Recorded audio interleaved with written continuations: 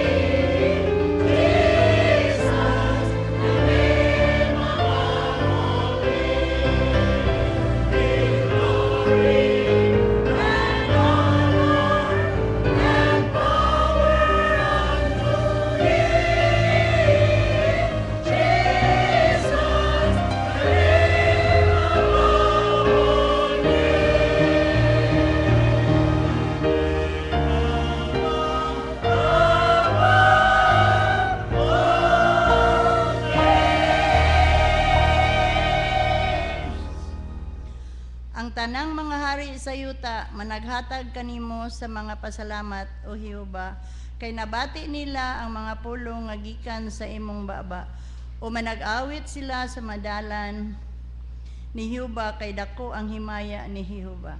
Magpabilin sa pagtindog, ug atong awiton ang awit sa pagdaig, gamhanan kagayod. Araw-araw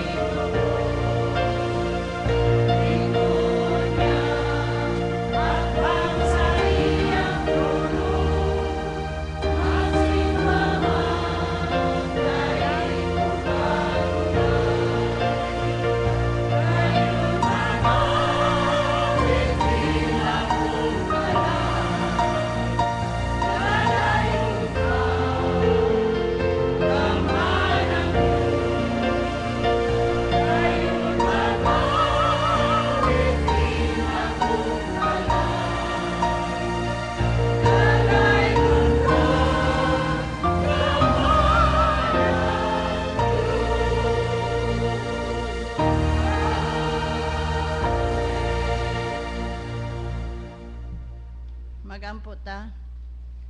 Dalaygon ug makagagahom namong amahan, salamat sa among paghiusa karon aron sa pagdaig ug magpasalamat kanimo sa imong dakong kaayo sa among tagsa-tagsa ka kinabuhi, sa among pamilya, sa niaging mga adlaw sa semana.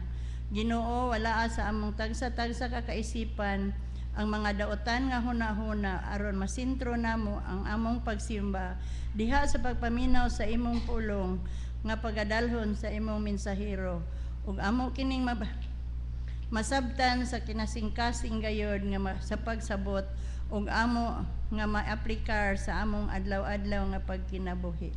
Pasayloa kami sa among mga kalapasan kay kami makasasala man.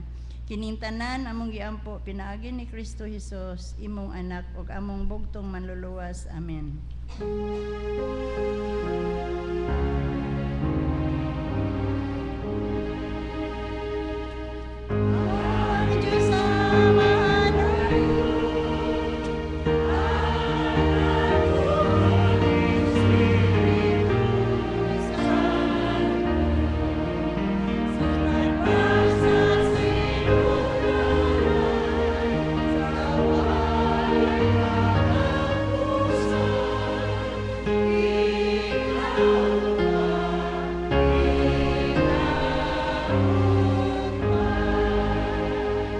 Palihog malingkod.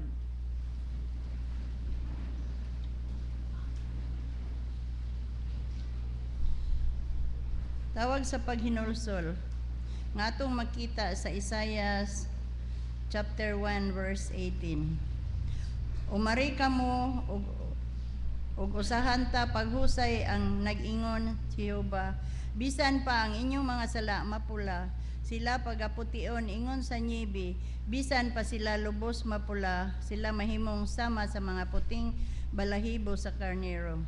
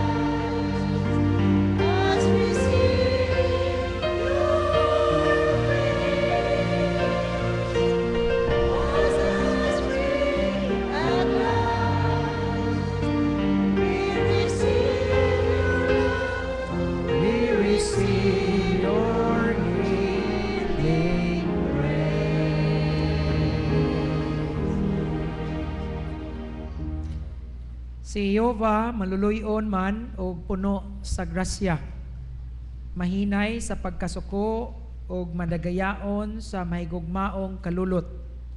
Wala niya buhata kanato ang angay sa atong mga sala, ni magabalo siya kanato sa angay sa atong mga kasalanan. Kay ingon nga ang mga langit hataas ibabaw sa yuta, ingon man kadako ang iyang mahigugmaong kalulot ngadto kanila nga may kahadlok kaniya. Ingon sa pagkahalayo sa silangan gikan sa kasadpan, sa mao nga gilayon iyang gipahilayo kanato ang atong mga kalapasan. Amen. Maayong buntag mga igsuon. Kumusta man mo mga kaigsuonan? Maayo ba? Praise God. Sa akong giingon ganina, salamat sa Dios kay naanata sa bulan sa Hunyo. Unya, humanata sa summer season og salamat sa Ginoo kay ang ulan. Kusog bang ulan gabi No? Kusog pod. Salamat sa Dios kay ang ulan ning abot na unya siguro katong mga way tubig na anay tubig. So salamat sa Dios ni ana. Now alang sa atong mga pahibalo, tanaw na to atong weekly bulletin mga kaigsuonan. Karong ikatulo, no, nagsugod naman ta sa ikatulo nga quarter sa tuig. Ang ato ang theme mao kining don't just go to church, be the church. Ang atong emphasis niini nga tulo ka bulan mga igsuon mahitungod sa atong pagka-iglesia nga ang simbahan dili ang lugar, dili kaning building, kon dili kinsa man kita, no? So igna imong tupad diha nga you are the church. No? Kita ang church, ha? Dili kay asa man mo moadto sa church. Oh, ikaw man ang church. So kita ang church. All right? So mao na itong emphasis niini nga bulan and how we can be the church. And then naa sa inyong first page sa inyong weekly bulletin makita ninyo mga igsuon ang mga special Sundays karong bulana. Alright, unya doon na tayo memory verse din ha. Psalm 96 verse 3. Memorize na karon nga semana ha. Declare His glory among the nations, His wonders among all the peoples. Kung wala pa mo'y B group, nagbutang tag table outside, you can sign up so that you can be part of a Bible study group. So fill up mo kay basin makatukod ta og Bible study sa inyong area. Ang ato ang goal mga igsuon nga by 2020 ang tanang member sa BUCI na bilong og usa ka Bible study group sa inyong either sa inyong barangay or in the area nga dain da asa mo dapit, because dili kuwang ra nang matag Domingo ta magkita. Lahi ra gyud nang do natay Bible study giapilan during the week. So please appeal kamo og ato ang mga B groups or Bible study groups. Ang atong iglesia pod, we are sad to announce, no, nga ang atong usa ka kauban sa choir si Mami Nelly Cal ning pauli na ngadto sa ato ang makagagahom. Wala na iyang pwesto din ha. Si Mami Cal kana bitong usa sa atong mga tag-as kay tingog. Karaan na gyud nato na siya nga member, sinaligan na sa atong soprano. Namatay siya ni adtong Huwebes sa kadlawon. Unya mauna nga Bradford Church extends our deepest sympathies and condolences sa iyang panimalay sa mga Cal. Ang iyang lawas karon naagihaya sa St. Peter Chapel. Unya naa siya sa St. Andrew nga Chapel. Dunay service karong gabi alas 7. Dadon ang iyang lawas dinhi sa Tuesday sa gabi. Kay doon natay tribute nga paghimuon para ni Mami Nali nga aktibo kay nga choir sa chancel o sa Covenant. Pero dili ta maguol because nasayod ta mga igsoon nga to live is Christ and to die is gain. Nga ang magtotoo nga mamatay, wala siya nawala, kundili naadto lang siya sa iyang everlasting life dito kauban sa atong Dios. So daghan na kay atong mga kauban nga nagkuyog dito karon. Sa uban pa nato nga mga pahibalo, palihog lang og dala kamo nay basa sa announcement pagdala mo aron nga masayod kamo sa kalihukan sa atong iglesia. Ining panahona pato ta sa pagampo atong iduko atong mga ulo aron magampo kita. Dalaygo na mo nga Dios Amahan, salamat niining lain na usab nga Domingo. Una nga Domingo nining bulan sa Hunyo. Nagapasalamat kami Lord kay ikaw nagahatag kanamo sa imong mga grasya ug kaluoy sa ning labay nga mga adlaw. Nasayod kami Ginoo nga dili kami angayan hatagan nining mga panalangin kay kami mga makasasala man, apan ikaw ang Dios nga puno gayod sa gugma ug kaluoy, na ikaw malipay man nga magahatag sa imong mga anak. Busa salamat gayod o Dios sa tanan nga mga panalangin nga imong gihatag kanamo sa ning labay nga mga adlaw, sa imong pagsumpay pa sa among mga kinabuhi nining adlaw. Amahan, kami nag-ampo nga ikaw mahimaya sa among pag-ampo, sa among pag-awit o sa among pagtuon sa imong mga pulong. Giyahi kami o Dios nga masabtan namo ang imong mga pulong karong adlaw. Ilikay kami sa panulay, puna kami sa presensya sa imong balaan nga espiritu, haron nga motubo kami diha sa kaalam sa among grasya diha kang Ginoong Hesus. Ako nagaampo sa imong mga anak karon Ginoo nga imo silang panalanginan, ang mga nagmaluyahon hikapa sila karon og wagtanga ang ilang mga gipangbati nga mga sakit pinaagi sang ngalan ni Ginoong Hesus. Ang imong mga anak nga dunay mga problema sa kinabuhi, sa ngalan ni Ginoong Hesus ako nagaampo kanila nga imo silang kaubanan o Dios, ubani sila, tabangi sila Ginoo sa ilang mga kalisdanan sa kinabuhi, nga dili sila mawagtangan og paglaom, kay ang tanan nga nagalaom kang Kristo Jesus makabaton gayud sa ilang gipangayo. Amahan, ang uban kanila manglarga na, ilikay sila sa mga katalagman, tabangi sila Ginoo nga makaabot sila sa mga lugar nga ilang padungan. Ako nagaampo Ginoo nga ilikay nimo ang imong mga anak sa tanan nga mga kadautan sulod niini nga semana. Panalangini ang ilang mga trabaho, ilang mga negosyo, abundaha sila o Dios, haron nga pinaagi sa ilang kinabuhi makit-an sa mga katawhan nga si Kristo gayod buhi diha sa ilang mga kinabuhi. Kami nagampo Ginoo sa nagkalinlain nga mga buluhaton sa simbahan, daghan kaayo Ginoo nga mga buluhaton. Tabangi kami Ginoo. Ikaw unta magauban sa imong mga magbubuhat nga imo silang hatagan sa kadasig nga magabuhat nining imong mga buluhaton.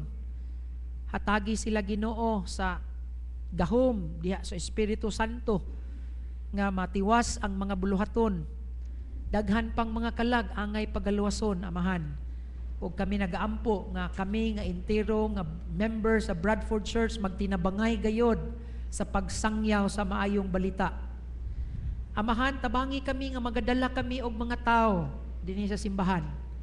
Amo silang inviton, amo silang tabangan nga sila makailan nimo o Dios. Kay nasayod kami pagkanindot sa kinabuhi nga adunay Kristo Jesus sa kasing-kasing. Pagkanindot sa kinabuhi kung kami adunay kaluwasan gikan sa sala. Mauna nga tabangi kami sa among pagpanudlo. Karon among gisalig kanimo o Dios ang among nasod, panalangini ang Pilipinas, panalangini ang among pangulo. Ilikay kami Ginoo sa dagko ug mga nagkalanlain nga mga katalagman ini nga tuig. Tabangi kami Ginoo nga kini nga nasod moabunda gayud og imong panalanginan Ginoo ang among spiritual nga kondisyon. Bring a spiritual revival to the Philippines, O God.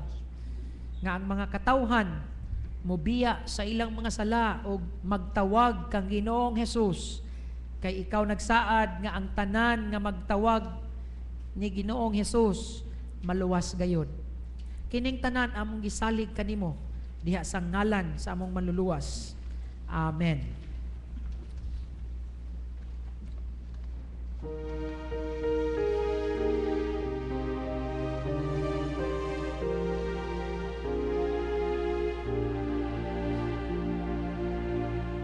If we abide in thee,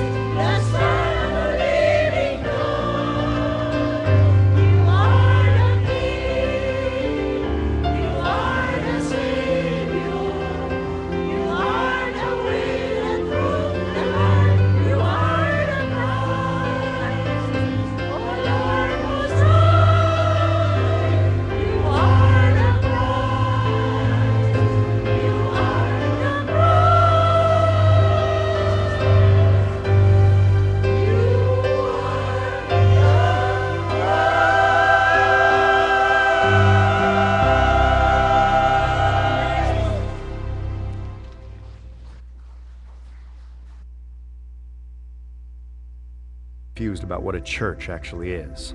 So let's take some time to set the record straight. Church is not a building, though a building can be used by a church. Church is not a denomination, though a set of beliefs should be important to a church. Church is not about Sunday, though a church should not forsake meeting together. Church is not about one person or personality, though every church should be pastored. And church is not about size or growth, though every church is called to make disciples. So don't think of church as an address or a location, but rather think of church as mobile and on the move. Don't think of church as something built or planted, but rather think of church as something deployed. Don't think of church as where you are for an hour each week, but rather what you are every day of the week, because the church is the hands and feet of Jesus Christ.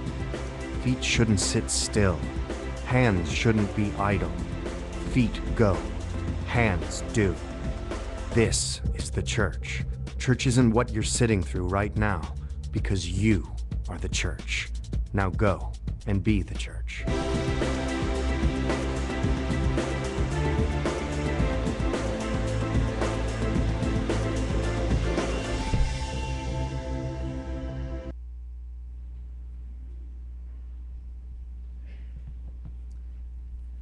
atong adamon atong mga Biblia alang sa pagbasa sa ato ang teksto nga pagatun-an ini nga kabuntagon naa sa 1 nga Pedro kapitulo 2 bersikulo 9 ngadto sa 10. Manindog ang tanan.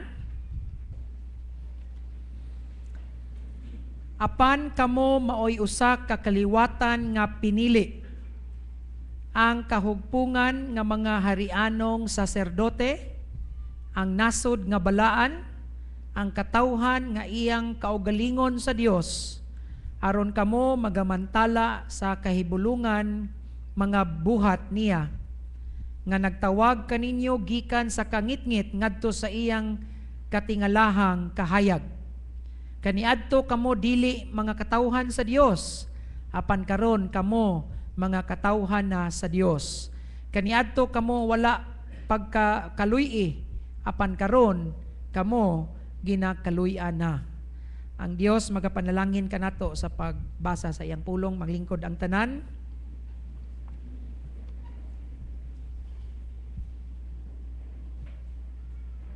Maayong buntag mga igsuon. Magpadayon ta karon sa ato ang pagsimba diha sa pagtuon sa pulong sa Dios. Ang title sa atong mensahe karon, We Belong to God. And this is part 1 of our new series which is entitled Do Not Just Go to Church but Be the Church. Nasabtan niyo itong video? Mayong gitag church, ang mga tao, kung sa may musod sa una-una. Lugar, building, nga naay cross. No? Pero sa atong gibasa ganina or atong mamati ganina, the church is not the building, although we stay in a building, but the church is the people. Okay? You are the church. No? You are the church. Tell the person next to you, you are the church. Tignay mong tupad, no? O ang church dili matug. So kung natug pa na imong kauban diha, pukawa palihog. Kaya ang church dili matulog. The church never sleeps. You are the church. And the church again is not the building. It is the people that is inside the building. So kita mga igsoon ang iglesia. And as part of the church, we are not just to believe in Christ, but we are to belong in Christ. So mo nang gitawag kitag mga katawhan sa Dios. We belong to Christ. And our God is a very relational God. Ang atong Dios ganahan gayud og relationship, dili relihiyon, relasyon. Ug mao na ningingon siya diya sa Ephesians chapter 1 verse 5, God's unchanging plan has always been to adopt us into His own family. So unsay plano sa Dios nga i-adapt kita haron kita maparkauban sa iyang panimalay, by bringing us to Himself, pinaagi kang kinsa? Hesus Kristo. And this gave Him great pleasure. Nag-ingon po si San Pablo in Ephesians 2:19, so then, you are no longer aliens or foreigners and strangers, but fellow citizens with God's people and members of His household. So mga igsuon, kung ikaw luwas na ning dawat na ka ni Kristo nga imong manluluwas, dili na ka stranger, dili na ka foreigner, kung unsa na ka? Kauban na ka. Unsa gigamit nga word sa Bible? You are now a member sa panimalay sa Dios. So igsuon, kining iglesia mao kani ang family sa Dios. Amen? Okay, family man mao na nga magtinaw-ganay ta og mga family sa man terms. So mao nang minguntag ate, kuya, no? Mommy, daddy, no? Nanay, tatay, brother, sister. Mao na itong tinaw-ganay. So mao na nga diri sa Bradford bawal nang maingon og sir. No? So kung namoy kay istorya ba unya wa mo kalimot mo ngan unsa man yung isulti? Kuya, di ba? Ate, di si dili ra obvious nga nakalimot kas ngan, di ba? Kasuway mo anang makita kag kaila. Kalimot jud ka ba? So mayon ka nga kumusta igsuon? Mayra ka di igsuon. O di okay ra na safe ra. Sagwa ka kalimot kas ngan. Kay ngano? Because we are all brothers and sisters in the Lord. So ignay mong igsuon di abe. Igsuon. How are you? Ang tupad.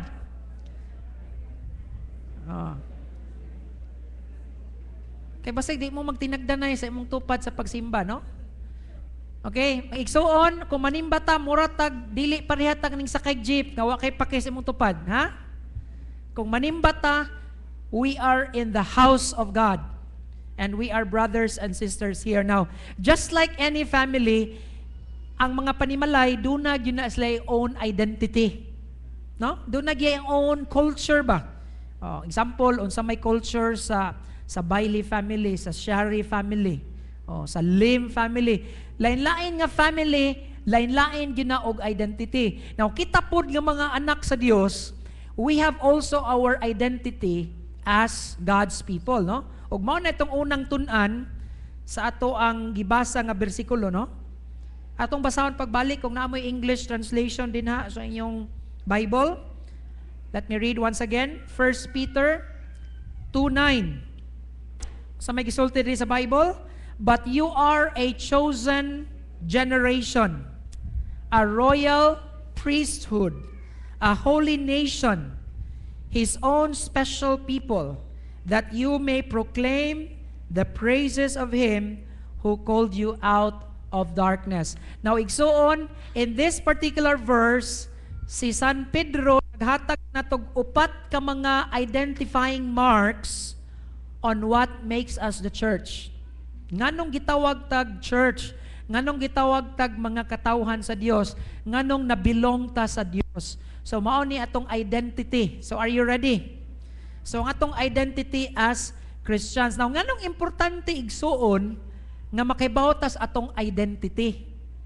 Okay? Ngano man kay do naman koy sakit no or problema nga gitawag unsa? Identity crisis. Unsa man ang identity crisis? Wa kibaw sa iyang kaugalingon. Now, mga igsuon, daghang mga Christian karon nga dunay identity crisis. Ngano man? Mingon sila nga Christian sila, pero tuwagay sila sa gawas, mura magdi Christian. No? Nawa ang identity ba? Mura bang og kuan? Mura ba og kaning sheep ba? Nga kung nasa suot sa simbahan sheep, pero pag abot dito sa gawas nahimong black sheep. No? Wa nakibaw sa atong identity. Mao na ang importante nga as part 1 natong series mga igsuon, ingon sa video ganina nga we are the church and so we better live as the church of Jesus. Dapat ang atong kinabuhi magpakita gyud, we must show and tell that we are the church of Jesus. But what makes us different from the world? Okay? Ingon ang Bible, if anyone is in Christ, he is what? A new creation. The old is gone and the new has come. Sa ato pa mga igsuon nga kung ikaw ning tuo na ka ni Kristo, ang imong karaan nga kinaiya wala na to. Bag-o na ka karon. Okay? Pero daghan niya pong Christians karon nga identity crisis nga naman kay hasta ang mga binuhatan sa karaan gibalik yapon. No? Mao nang ingon ang Bible, if you are really in Christ, you are a new creation. Tell the person next to you na you are a new creation. Right? So dili lang ang ato ang naong, ang atong buhok, ang atong gisulob mo'y bag-o. Dapat ang atong kinabuhi bag-o usabya ni Kristo. Okay, number 1, this is the first mark of a true believer. We are predestined people of God. Predestined. Say predestined. Okay, unsa man lang predestined? Gibase nato na siya sa first diya nga verse giingon, but you are a chosen people. Now kanang word chosen diya mga igsuon, it comes from the Greek word eklektos. Okay? It means chosen out, elected, marked, predestined. Ang pasabutan ng predestined mga igsoon, mao ni ang doctrine of election. Kasi kadungog na sa doctrine of election, raise your hand. Gamay ra. Okay. Kinsa may nakadungog anang predestination? Wala pod. Be, kinsa may nakadungog diri sa drama? May lang tag drama ani. Okay, wa gyud itubag. Okay, kanang doctrine of election mga igsoon, it's one of the core doctrines of our Christian faith. Unsa may teaching sa election? Election teaches us that before the foundations of the world, God chose already those people whom He will save. Mao nay doctrine of election nga ikaw ug ako karon Kristohanon ta nga naman because in eternity past wa paghimo sa Dios ang kalibutan, God already elected. Mao nay doctrine of election. Usa na kadako nga teaching sa Biblia ug tan-aw na to ang mga bersikulo nga nagtudlo. Dili na ko mahatag ang tanan kay perting daghana. We'll just pick some few verses. Okay? Look at Deuteronomy 7:6 in the Old Testament. The Lord your God has chosen you out of all the peoples on the face of the earth to be His people, His treasured possession. O sa gisulti rin sa Biblia, nga ang Ginoo sa kadaghang tao sa kalibutan, nagpili kanimo o kanako nga mahimong iyang mga tao. Alright? Nga si Jesus po talking about the last days, great tribulation. Kanang padong na siya mubalik, grabe ng katalagman. And by the way, mga igsoon, if you notice, why undang ang earthquake? Remember pa mo itong gisulti? Nga unsay timailhan? Sa una ang earthquake, ang span, years. Karon, weeks na lang. Since nag-earthquake sa Kathmandu, Tanawa, why undang? When was the last earthquake? Japan. Diba? I think last week. Naingon si Jesus, if those days had not been cut short, o sa man nga days, kanang days sa katalagman, no one will survive. Why mabuhi? But for the sake of the elect, those days will be shortened. Nga naman, kay because during that time nga grabe ang katalagman sa kalibutan tungod sa mga kadautan sa kalibutan, napa may mga elect mabilin. Meaning mga pinili sa Dios, i-cut short sa Ginoo ang kasakitan. Nga naman, kay di siya gusto nga ang iyang mga elect maapil. No? In Mark 13:27, si Jesus po nag-ingon, and He will gather His angels and gather His elect from the four winds, from the ends of the earth to the ends of the heaven. Unsa man ni? Mao ni ang rapture mga igsuon. Nga inigbalik na niya sa Ginoo ang tanan nga mga elect, mga pinili, iyang bayawon ngadto sa kapanarunan, no? In the clouds. God will gather and rapture the church. So kinsa nang tawag ana? Elect. All right? Here's another verse, Ephesians 1:4. For He chose us in Him before the creation of the world to be holy and blameless in His sight. Kanos ata gipili igsuon? Before the creation. Meaning to say, sawa pa kaning tuo sa Ginoo, sawa pa ka na born again, nganong na born again ka, kay gipili day kaniya. Alright? In love, He predestined us to become adopted children in Christ Jesus. So, what is the basis why God chose you and me? Ano sa English Bible? In love. So, because of love, that's John 3:16. For God so loved the world. Di ba? So, kinsay gipili niya? Katong mga ningduol ngadto ni Kristo Jesus. So, ang pasabot anang we are predestined mga igsoon is this, no? I am a Christian today because of God's sovereign choice in the past. So, kanang imong pagkakristohan karon dili na imong desisyon. Kinsa man ang desisyon? Iya sa Ginoo. So mao na mga igsoon nga kita pinili ta, mao na ayaw pag kinabuhi nga dili pinili. Nganuman, wa man pilia sa Dios ang tanan. Wa man siya nagpili nga ang tanan maluwas. Ang iyang gipili, pipila lang og ikaw apil ni ana. Mao na nga live as a predestined person, live as an elect of God. Ang problema nato atong kinabuhi murag di ta elect. No? Parihara ta sa mga ordinaryong tao ba, igsoon, di ka ordinaryo nga tao. You are an elect of God. Alright? Number 2, we are priestly people. Priestly. O nang ikaduha diya sa inyong blank. Look at 1 Peter 2:9 again, but you are a chosen people. Sa sunod, a royal priesthood. Now, we need to understand that in the Old Testament, dili tanang tao priest. Kinsa ra may priest in the Old Testament? Katurang mga anak ni Aaron, no? Mga usa ka Levite. Dili tanang tao. Now, unsa may trabaho sa usa ka priest, sa pari? Now, natas Old Testament atong gisgutan na. In the Old Testament, listen. In the Old Testament, the role of the priest is to bring the needs of the people to God. The priest acts as the mediator. People cannot talk to God, cannot pray to God, cannot ask to God unless they go through the priest. Mao na. So kaninyo nakita nga picture, mao ni ang paghalad. O sa may buhaton sa priest, magampo ang priest, ang tanan nga mga sala sa tao nga nagkumpisal niya, iyang ilay hands nga na sa goat. Okay? Nga Ginoo, ang pagkatarantado ni mga tawhan na Ginoo, ibutang niya ning karniro, mao na buhaton sa priest. O niya, ihawon din to. So, dawaton din, pasayloon din ang mga tao sa Ginoo. Mao na buhat sa priest. In the Old Testament also, only the priest can approach the presence of God. No? Siya ray makaadto sa Holy of Holies. Kanang Holy of Holies, kanang likod anang blue nga tilon mga igsoon na diha. Mao na gitawag Holy of Holies. Mao na pinaka-holy nga lugar. Ang Ginoo ingon siya diha ra siya makigistorya sa tao.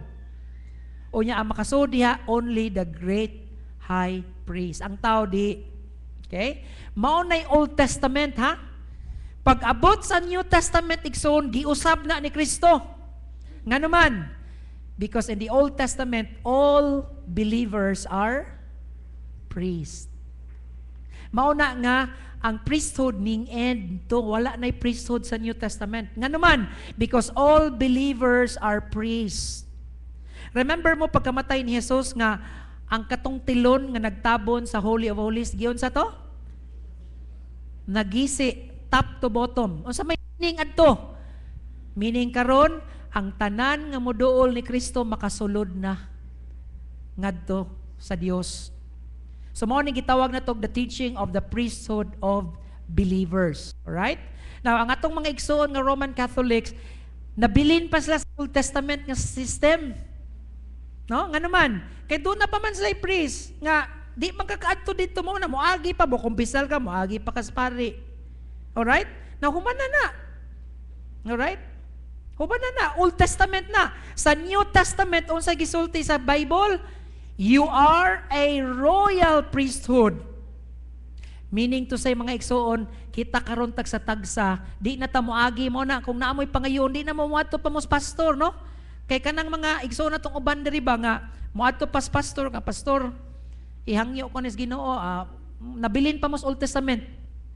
Nga naman Because in the New Testament, all of us can go directly, no? As priests, listen, we can go directly to the Father anytime.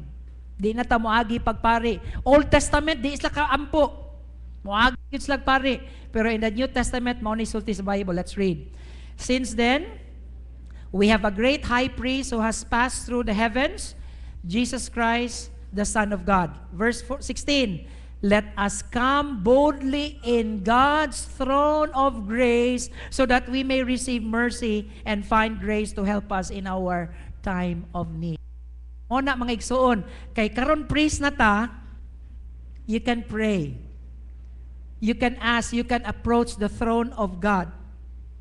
Question, doon na ba mo'y panginahanglanon karong adlaw? Yes or no?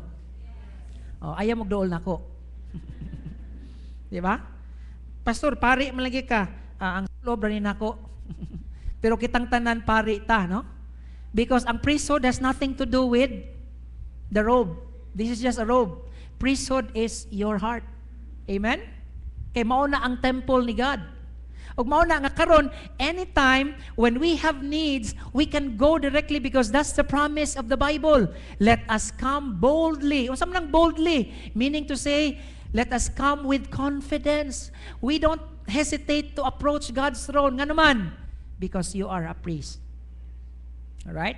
Now, there is another use of the priest. We don't just go directly to God. Here's another thing. As priests, we are also accountable to each other. Now, unsa may trabaho gyud sa priest in the Old Testament, Pastor? Ang trabaho gyud sa priest is to help people come to God. Alright? Kay di man sila kaduol. So, being a priest, our work is to bring people to God. Mao na itong trabaho karon igsuon. Mao na nga we can pray for each other, no? Mao na nga kung naamoy mga friend nga dili Christian, minsan magpa-pray ko nimo, ampuhi gyud na nga naman. Because God will use you as what? As a priest for them. Kato sila pastor nga di Christian, priest to sila dili to sila priest. Alright? Ang priest, kinsara? The believers, those who are born again, those who are members of the body of Christ. Na kung ang mga tao atong mga kaila, di pa na sila Kristohanon, nandi pa na sila priest. So di na sila kaduol. Mo na nga, magpaampo na sila nimo, mo na imo gina silang tabangan. That's why kita nga Christian, nagkinahanglan yun ang atong katilingban nga naata nga naman. Because we help them bring their needs to God. No? Mao na atong trabaho as priest. So, sa una, we are predestined, we are priests of God. Ikatulo, we are purified people. So, mura dita nig tubig, no? Purified. Now, why purified? Look at the next phrase. You're a chosen people, a royal priesthood. Third, a holy nation. A holy nation. What do you mean by holy? Does that mean holy meaning walay sala? Mao nang wa na ko gigamit ang word nga pure because I know nga di ta pure. But we are purified. Unsa may difference, pastor, sa pure o purified? Okay, let me give you the difference. The word holy in the Bible, the Greek word is hagios. Say hagios. Oh, that's where we get, the word saint. No? Sanctus, mo na, sanctified. It means set apart, distinct, cleansed, or purified. Nagpasabot na mga igsoon nga kitang mga Kristohanon dili nga wa tay sala, pero gihugasan na ta sa atong mga sala. Now let me give you a verse, no? 1 Corinthians 6:9. Okay, I want you to listen. Ingon diri si San Pablo, do you not know that wrongdoers will not inherit the kingdom of God? Ang tanang magbubuhat og dautan dili makasulod, dili makadawat sa gingharian sa Dios. Okay? Do not be deceived. Neither the sexually immoral, nor idolaters, nagsimbag mga Diyos-Diyos, mga ribulto, nor the adulterers, manapaw, nor the homosexuals, nor the thieves, nor the greedy, nor the drunkards, nor the slanderers, nor the swindlers will inherit the kingdom of God. Ano say pasabot sa Bible? Kung nagabuhat pa ta niya itong mga butanga, Ayaw pagdahom nga makasud ka sa langit. Kay mo maingos Biblia. Alright? Look at verse 11. And that is what some of you wear. Take note of the verb. Present tense, past tense. Past tense. Ang pasabot ni San Pablo nga ang iglesia